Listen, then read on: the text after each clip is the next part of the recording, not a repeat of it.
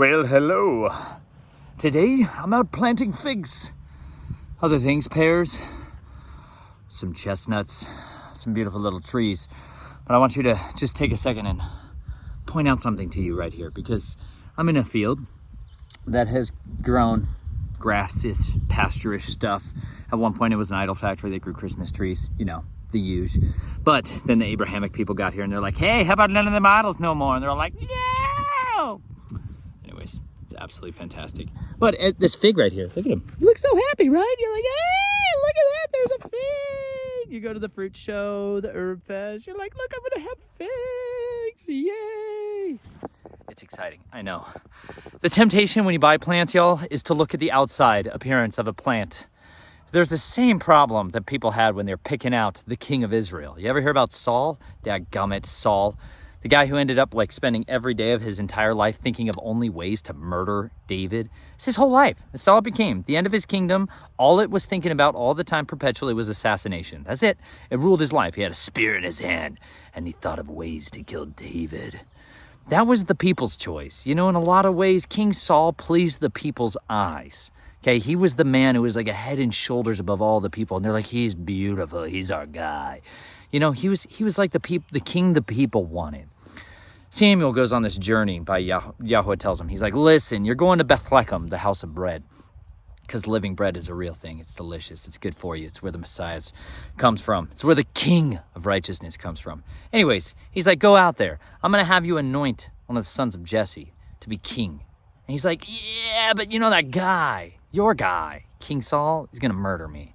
He's like, okay, just go a little more secretly. So he goes up, he tells people, I'm going to do some sacrifices out in Bethlehem. He calls the house of Jesse over and they're all like, yeah.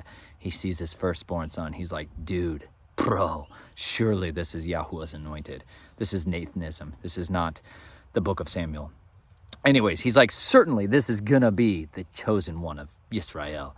And Yahuwah is like, listen, don't look at the outward appearance, because I don't look at the outward appearance, but at the inward appearance of a man is what is most valuable. That's what Yahuwah was looking for, was something called character. Character is something that's a below the surface trait. Character is something that you don't see up here. Not initially. You're going to see it eventually, but you're not going to see it outwardly. And you know what? This is the entirety of the reality of the heart of man, is that what is, like, we're commanded and warned to guard our hearts, for out of it is the wellspring of life. Out of our hearts comes forth all kinds of things for life and things for great evil. Like, this is why Jeremiah is like, listen, the heart is deceitful above all else and desperately wicked. Who can know it? Who can understand it? Right? Yahuwah has this incredible capacity to search the innermost portion of a man through the word. The word is a lamp that searches out the innermost chambers of our heart, our character, and it identifies the good, the bad, and the ugly, right? It's a beautiful, capable tool through his ruach, through his spirit, to examine us and scrutinize us and understand our inward man.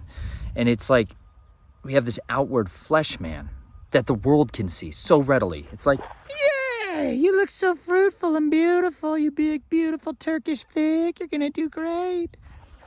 See, but I, as the farmer, understand something about this vanity-looking fig over here.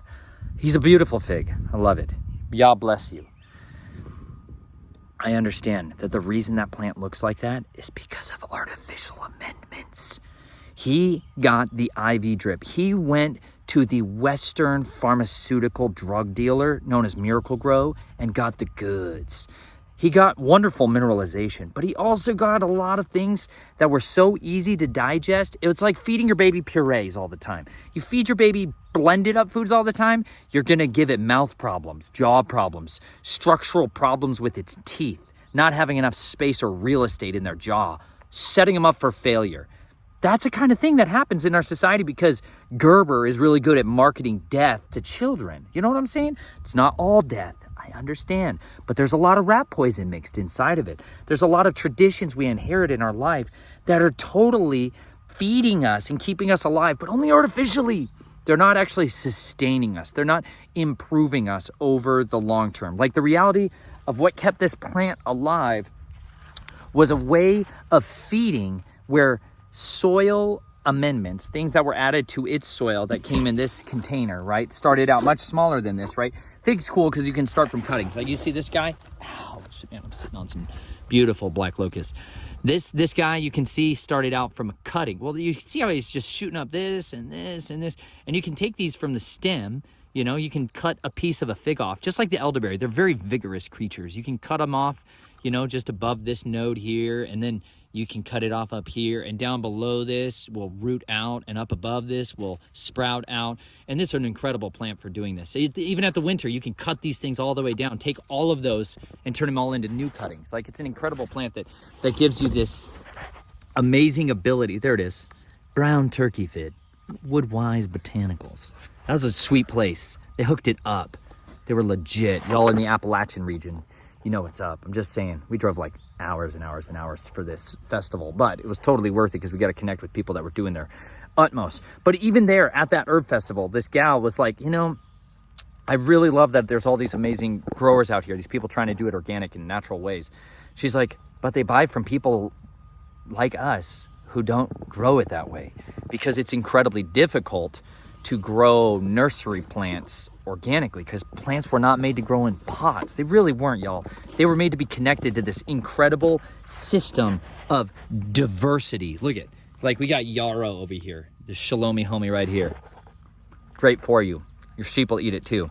We have elderberries. That taste is strong. Anyways, you can have this incredible diversity of plants in any given space of real estate because the earth desires to cover herself with the complexity of life. She wants to have living roots in it as much as possible. But if we take those roots out of it, if we extinguish from it the diversity and we sterilize an environment, right? We try to create like a sterile environment in a potting tray. It's antithetical to the system of what nature is showing us it wants to do. Like we got black locust. Look at this. Even just leaving the stalk upright in the ground, look at all of these creatures that would have never had a home. I know some of you are absolutely ready to vomit and shake in fear and dread for these tiny multitudes of spiders that are just abounding on this thing. This black locust leftovers right here, even though people have brush hogged this field and killed it back many times, he's still coming back. He's still alive. You can even see his little growth right there. This cane, this leftover remnant, is a habitat for a lot of insects. When you leave these things hanging around your field, your farm, your garden, whatever, you're creating habitats for the vast majority of insects, which are beneficials. They're not pests. Out of 1,000 bugs, 8 are things that are pests. Something to consider. It's the same thing. So when we start out something in an artificial environment like potting soil, and we plant it next to a lot of other seeds that are similar to it, it learns as soon as it puts out that single root and it's like maps out its terrain and it's like, oh no, it's not good. We're surrounded. We have 1 inch of soil to grow in. This is why your beautiful broccoli plant that started in the tray with 80 other broccoli plants or even 10 other broccoli plants, when you have this nice vigorous plant, when you put it in the ground, you're like, it's going to be great. And the head for the broccoli is like yay big. And you're like expecting this big, beautiful head. It looked so ready for it. That's because way early on, you told it its habitat and its terrain was very different than the terrain it ended up in. And this is the reality of when we don't imitate the lessons from nature, when it's diversity, things starting from seed in the soil, when we imitate that or as close to it as we possibly can, we get the best results. And you know what? If we give these things always this kind of artificial amendments, like phosphorus, for example, okay? I drove around Florida constantly looking for treasures for years. 2 years we ended up living down in southern Florida. Well, Florida has some of the largest phosphate mines in the United States. NPK is how they believe, most people are brainwashed to believe the soil works and plants, what plants really need is basically nitrogen, phosphorus, and potassium. They're like, that's all it really needs, otherwise whatever. The truth is it needs molybdenum, it needs copper, it needs selenium, it needs zinc, it needs hundreds of different varieties of compounds, single compounds, but there's not like individual molecules in nature. It's like not a reality. There is not a single molecule in existence in a living food web. It doesn't happen. But plants, they need stuff in order for this little mother plant here to be fruitful and to get pregnant lots more and have lots and lots of babies. She needs certain things out of the soil that she can't get herself. And so she tells the stuff that's underneath the soil, this other living stuff, protozoa and rhizomes, she tells it, Go get me these things because I need it in order to be fruitful. If you do that, oh, sweet honey, I'll send you some sugar. She's like a sweet mama, right? She's a fig. She knows what's up. She sends down some delicious sugars for those things. And they're like, you know what? The bacteria's like, I'll go get you some molybdenum. I got it. And it goes out and it cracks open with some acids. It poops out a little bit of acid onto some rocks, some minerals. And then it eats up a little bit of that. And it comes back to the root. And it'll literally do this thing. Check this out. This is so crazy. It's called rhizophagy. It penetrates the root. The bacteria penetrates the root. Sorry, that yarrow still just depths of my soul. It penetrates the roots and it injects into the root what it wanted. The root then sends out this biological exchange. As it's inside the root, it then harvests what it wants out of their biological material. And then the bacteria pumps it out like a little cloud. Like you can see pictures of this in reality. It pumps it out in this little like cloud of biological life. And that little cloud of biological life is conducive for the bacteria to create an environment it can be more productive in. Well, the plant now takes that biological mist, and when it's fruiting out and seeding out like this, it takes that biological material and pulls it up out of the roots, up into its stalk, and then into the fruit and into the seed. It inoculates its own seed, so that when the seed falls and germinates, that seed has that map of the good beneficial bacteria, the stuff to attract it and the stuff to tell it, hey, my mommy knows you guys and we're going to be good. This is like carrying on genetics for the environmental conditions to be beneficial for where that seed goes. Like it takes its own stuff with it. But like the modern version is taking corn seed and dipping it in an inoculant to sterilize it so that nothing in that environment will affect it or tamper with it. You know, like they literally kill all the materials. They sterilize the seeds. It's the worst thing you could do. It's like the worst thing you can do. And a lot of times it's illegal for you to plant. Most people don't know this. It's illegal in many parts of this country and the world for you to keep your seeds and plant them again. I know that's going to blow your mind, but it's like actual reality of Insanityville that we live in.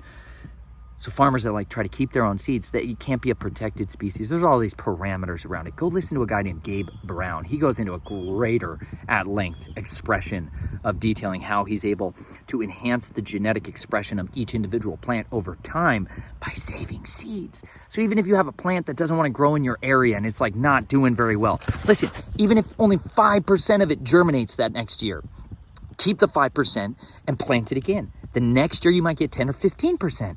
And it continues on as the plant learns to work with its environment to be more fruitful. Nature has this incredible capacity. Like when I was down in Central Texas, I got to see trees. I have this map, this ID map that's called Picture This. And I use it to snap a picture of a tree or a plant or a leaf, whatever. And it helps me to identify what it is. Once I have it identified, I'm able to kind of get a better idea of like, okay, what is it I'm working with? There was a tropical plant down there that said it was only rated for zone 13, like tropical growing zone only. They said cannot survive below 40 degrees Fahrenheit. And I was living in Central Texas, which assuredly got sub-zero, like sub into the minus 10s with wind chills like minus 20.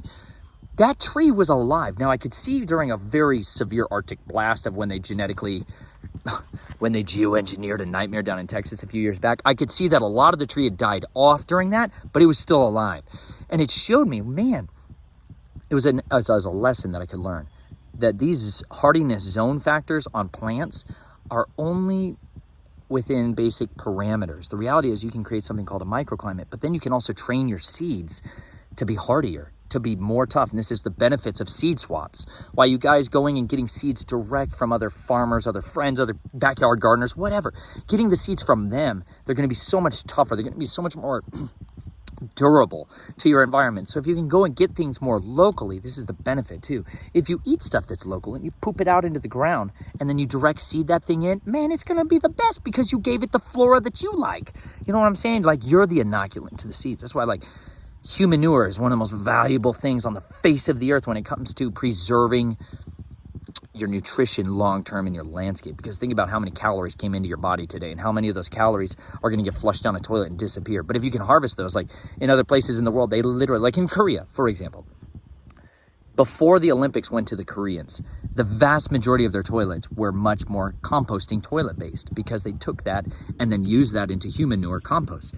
It was only because they wanted to bow down to the gods of the pantheon of Greece and Rome that they decided, all right, we'll get rid of these composting squatty potties because people don't like them from the West, these fools that are living in idolatry and idiocracy that have adopted the ways of death. Those guys came over and they wanted to, light the eternal flame of the Illuminists in their nation, and then they bowed down to the pantheon of nightmares. Anyways, I just go on forever. But they lost that fertility. Then they joined the world in poisoning the systems of the sewers. And it's just like a tragedy, a stinking tragedy. People just have lost basic concepts about hey, valuable things should be preserved and recycled back into our farms or our landscapes instead of just flushed down to the Gulf of Mexico or down into the depths of Long Island's piers and the Hudson River. It's just a sad system of wastefulness. And you know what? This is what comes when the hearts of man are taken captive by the adversary and fed an IV drip system of doctrines of demons. We're blind, we're ignorant, and we're dumb, and we're deaf, and we're stupid. Because we were raised to be this way. We didn't start out this way. We were fed a steady diet of garbage, nitrogen, potassium, and phosphorus. We were fed NPK. We were given the drip dry system of Babylon to keep us alive with a small, minute injection of biblicity. But not enough to actually learn for ourselves, more or less just enough to know that the guy up front of the room supposedly knew what he was talking about, and we felt better at the end of the sermon. We were not taught how to deepen our roots and how to feed those bacteria and the rhizome and to have these interchange of relational experiences with the word. We weren't taught any of this stuff so that we could never be rooted and grounded in love, so that we can never be rooted and grounded in the truth. We weren't ever able to have these things. We've been growing up our entire life in a dispensational doctrinal ideology that kept us in the pot and in the bucket instead of being planted in the wonderful farms of our Creator. He designed us to be in an incredibly diverse plethora of a garden of life. He wanted us to be in a garden. He planted Adam like a garden. That word, it's like nata. Nata. It's noon, tet, ayin. Similar to Nathan, but different. And it's anytime you read in the scripture and it says he planted. The first times you start bumping into that is when Yahuwah planted a garden for man. Think about all of that. Think about the intentionality of how long that took. What time did he invest in it? What kind of sweat would he went into that job for the Creator to plant a food forest for Adam to live in? What a beyond measure wonderful place, a special set apart place for him to live in. That's what he designed us to be in. That's what our hearts were designed to be in. And if you have no desire to grow your own food, it's because you're still dripping off, you're still drinking from that absolute IV bag of poison that you've been drinking from your entire life. You've never tasted a real carrot. And when you suddenly do, you're like, what? What? Carrots can taste like this? When you suddenly taste food as a juicing, bursting celery stalk that makes your mouth just blah. When you suddenly have that orange. When I was down at Danny's Farm and I ate a Honeybell orange, and the first time I took a bite, it was I was like, wow, this is delicious. How do you eat it? Oh.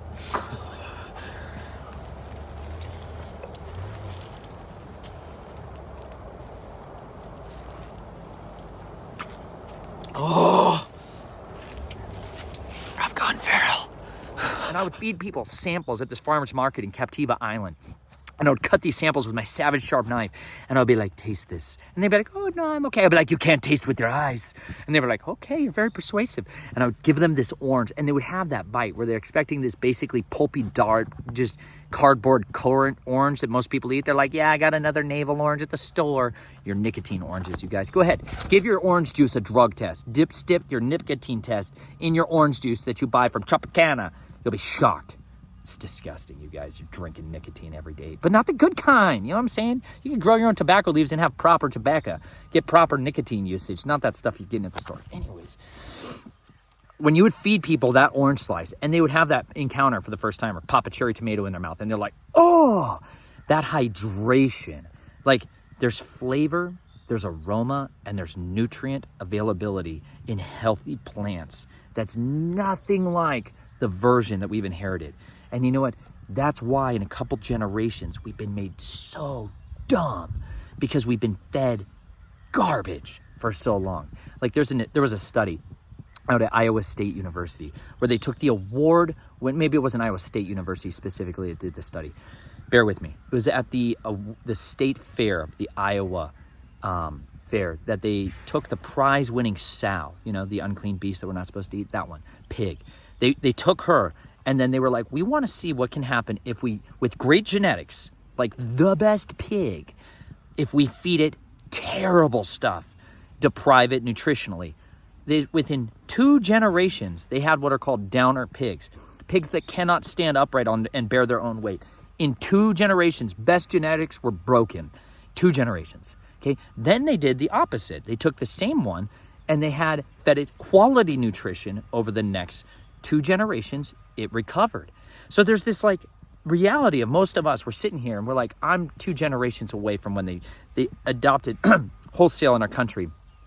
Most of what changed around this was animal power versus petrochemical based powers. Not fossil fuels, you guys. They're not dinosaur bones. They're just liars, every one of them, you guys. Misinformed, maybe. Anyways, when people moved away from draft power and they adopted petrochemicals, they no longer had to keep things like their 20 acres. They didn't have to keep 30% of it in forage because they had to feed the horse, they had to feed the mule, they had to feed the donkey, they had to feed the ox, they had to feed their livestock. They soon once they adopted the tractor, once they adopted the John Deere Nightmare, once they took on that debt train, they planted field fence post to fence post, right? That had never happened throughout history.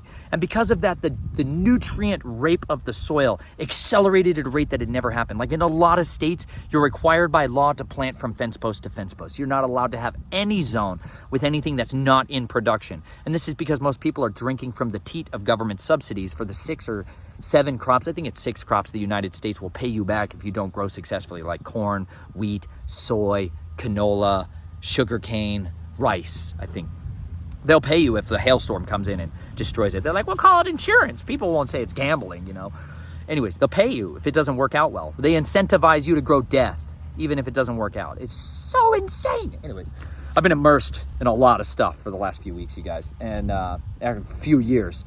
But I'm just like, I'm assimilating all that stuff. And it always happens when I'm stinking my shoving something in a soil. And I start to look at something and I'm like, gosh, dang it. This guy is going to be so much more successful. And I'm going to leave him here. I'm going to leave this freak show spider web covered, crazy looking nitrogen fixing guy. I'm going to leave him here because he's going to be the best thing that this guy could ever have. This is his Jonathan right there. That dead looking stick of a nub thing here, this thing was wild planted, and him and his kin have been in these parts of the Appalachians for many generations. They're going to be far more successful and vigorous than if I go buy black locust from a nursery and I start that thing here. These were the things people used to know, and they used to be so much better at it. But then they fed them that terrible, terrible diet of all the waste products from World War I and World War II. And they're like, hey, I know they're chemical weapons and such, but we could just give them to people as chemo radiation. That'll help them. We could be like, we'll cure you with the stuff that we used to kill the other guys when they're our enemies. It's because you're the enemy. Don't ever forget it.